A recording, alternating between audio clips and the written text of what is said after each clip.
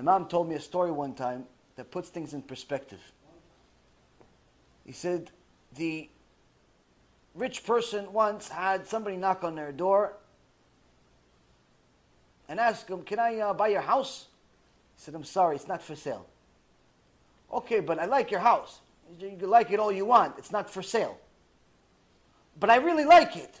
"But I understand you like it. I built this house. It cost me $10 million to buy this house and to build it and revive and all the things. I'm not selling it." Okay, fine.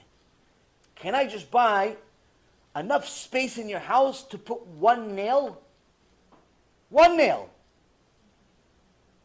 No, leave me alone. Do me a favor. I have the house. I'll pay you $10,000 for it. $10,000 for one nail.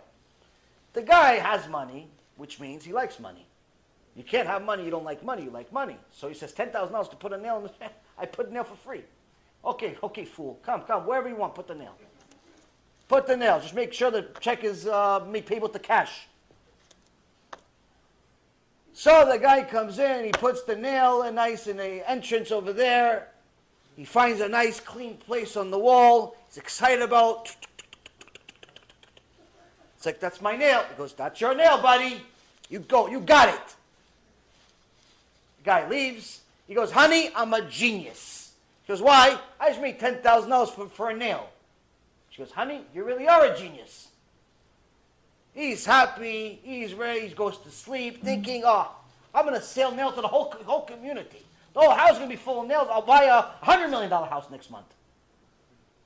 Until 2 o'clock in the morning. At 2 o'clock in the morning, "Hello?" "What? Huh? Runs to the door with his rope. Poor guy, what's going on? Who died? Who this? What happened at 2 o'clock in the morning?" He goes, "What do you want?" Well, he sees the guy with the nail. He goes, "What do you want?" "I have no more nails. I'm going to sleep. What's wrong with you?" He goes, No. I have a hat. I want to put it on my nail." He goes, "Excuse me?" He goes, My hat. I finished using it for today.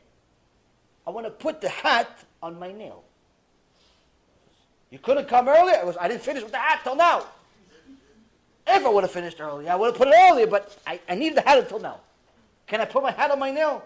So the guy is still excited about the $10,000 he got a few hours ago. He goes, "Okay, buddy, go. Just do me a favor. Next time, come a little earlier." He goes to sleep. He puts the hat. Everything is good. Day's over. Next day, 2:15 in the morning.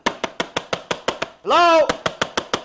Opens the door. He's in his robe. Poor guy. "What do you want? Again? 2 o'clock in the morning?" He goes, No. Listen, not the hat. The hat again? The hat's still here." He goes, "No, I don't want the hat." He goes, "What?" My jacket. I'm finished with the jacket. I want to put my jacket on my nail."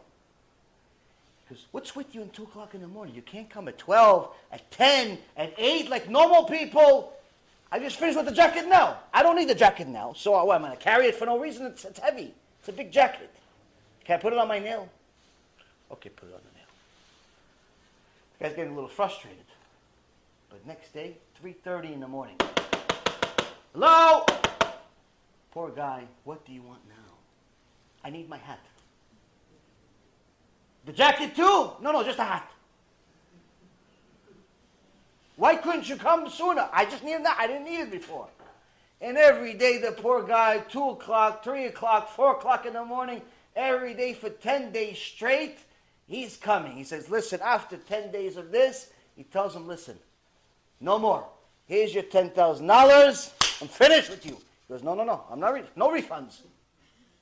"No, what do you want? I bought it. It's mine. It's my property." He goes, "I don't want to." I goes, "We signed the deal. You cashed the check already. The check cleared. I don't want the money back. I like my nail." He goes, "Stop coming at 3 o'clock in the morning." He goes, "I come whenever I have. It's my nail. It's my property. I'll take you to court." He goes, "Take me to court." They go to court. Now the millionaire thinks that this is ridiculous. Every normal judge is going to judge it in his favor. Because, Your Honor, this guy's crazy. I'm willing to give him his $10,000 back. I'll give him $15,000. Just leave me alone. The judge says, "Listen, according to this contract, there's nothing you can do. It's his nail. He's allowed to go and see his nail and whenever he wants. You have to comply with this." He couldn't believe his eyes.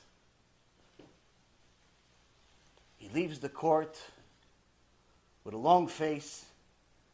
trying to figure out a solution, but realizing he doesn't have one.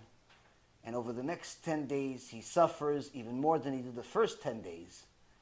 At 1 o'clock in the morning, at 2 o'clock in the morning, at 3 o'clock in the morning, the hat and the jacket and the shoes and this, and I just want to look at the nail, and I just want to touch the nail. Maybe I'll put a picture on the nail. After another 10 days, the guy shows up at 3 o'clock in the morning. He says, here you go. Here's the keys to the whole house. I'm leaving. That's the mashal. That's the parable. What's the nimshal? The nimshal, Rabotai Yekarim, is that the millionaire is us. The guy that bought the nail is the Satan. The Satan comes to you and says, listen, I want to take your entire Olam Haba at once. You say, no, are you crazy? I was born religious. I was born with a kippah. I came out of my mom's with a kippah on already. What are you talking about? I'm religious from birth. I did tshuva. I did this. No, don't take my Olam Haba. I want my Olam Haba. Okay, fine.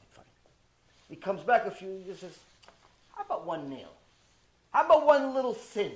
How about a skirt that's 1.5 inches too short? It's not mini, like the rabbi keeps saying. It's not a mini. It's like instead of covering the knee, it covers like 3/4 of the knee. Come on, what, people are paying attention for inches? Hashem really cares. He has nothing else to do but to start looking at inches. He has a whole world to run and he's looking at inches on my skirt. Just one nail. That's how the Yetzer Hara comes to you. One small sin. Make this small sin with this girl. Don't touch her. Just look at her once. But she's not your wife. It's okay. Just look once. Just go into the McDonald's one time. Get the coffee. Coffee? What do they have? Pig and coffee? When was the last time you ate pig and coffee together? It's just coffee.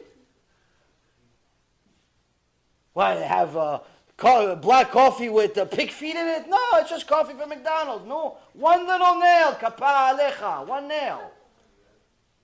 One nail. That's the Yetzer Hara. Yetzer Hara tells you, I just want one nail. And then he comes 2 o'clock in the morning. He says, how does my nail? How's my nail? I want another nail. I want another nail. I want another nail. And unless you know what's going to happen to you in the grave, unless you know what's going to happen after the grave, unless you know that HaKadosh Baruch Hu does not let anyone go, guess what? Eventually, you're going to give him his whole house. You're going to give him the whole house. You're going to go and meet with the Pope and say, Pope, I agree with you. Eventually, we're going to convert all of them. It doesn't start with everything. It starts with a nail.